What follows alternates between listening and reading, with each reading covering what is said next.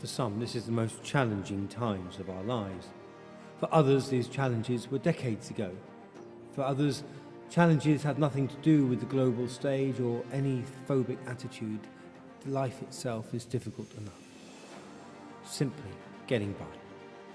Some look to the past and want to return to it. Others look to a brighter future. Pointless both. The golden age never existed. The bright age never will either. Tomorrow never comes. Yesterday reinvents daily. There is only the here and now. When we try and control the future or rewrite the past, then there is conflict. Whether it is between relations, in-laws, countries or worlds, it is the same nonsensical stupidity. Life is what passes us by, whether we look back like Lot's wife or whether we look forward to the rich fall in Luke 12. Live now. Celebrate what is now. Lamentation achieves little. Hoping is often misunderstood.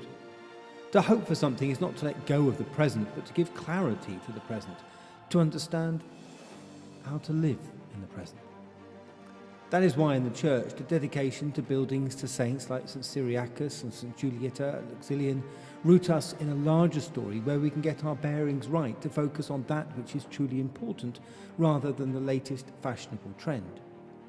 Sometimes rooting ourselves in the lessons of the past helps us to gain a perspective. That is, if we don't stay wedded to the past. That is why life is so hard. It isn't black and white, but an ever-changing ebb and flow of oscillating images where we continuously seek clarity and look back and look forward to try and gain a clearer perspective, which is simply impossible. It is in the relationship between past and present and future that we discover the Trinity. United and yet different, the same and yet ever-changing.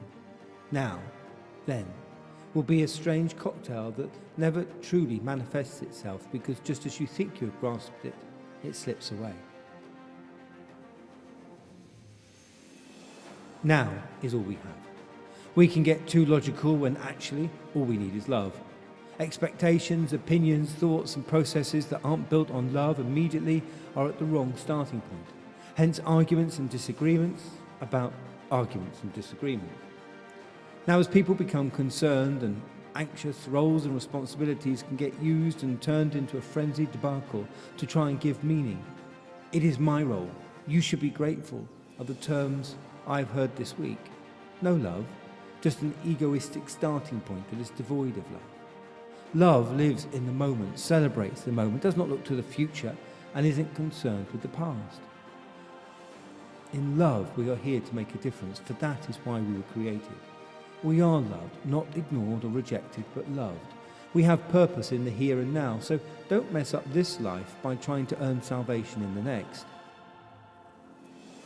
This month we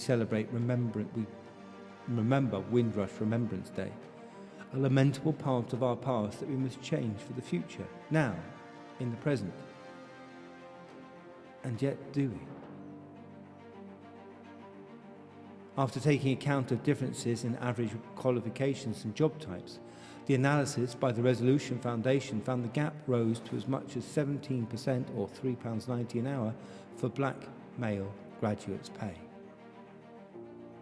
Today we also celebrate Father's Day, yet 2.3 million dads will not see their under 18 aged children today. We are church, this moment within or without of the building, together or alone, past or present. What we do now is the consummation of all that is, no expectation of what is to come, no lamenting of what isn't, no redress of the past. So the lamentable attitudes of the past we need to acknowledge. The woeful failures to protect the most vulnerable we need to admit. Whether it is confessing our wrongs of the past or ensuring we build a future for the weakest, it is now in this moment that we as a church are most effective. Simply now, loving this moment, celebrating this moment, and committing to this moment with our whole selves, and giving thanks that actually we can.